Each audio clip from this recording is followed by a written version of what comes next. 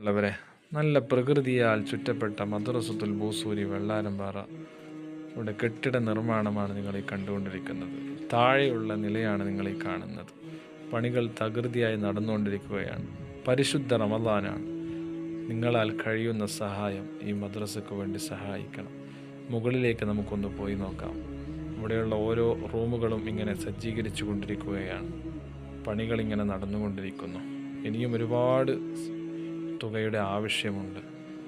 നിങ്ങൾക്ക് ഓരോരുത്തർക്കും കഴിയുന്ന തുക ഈ മദ്രസക്ക് തന്ന് സഹായിക്കണം. തേപ്പുകളൊക്കെ ഒരു ഭാഗത്ത് അങ്ങനെ നടക്കുകയാണ്.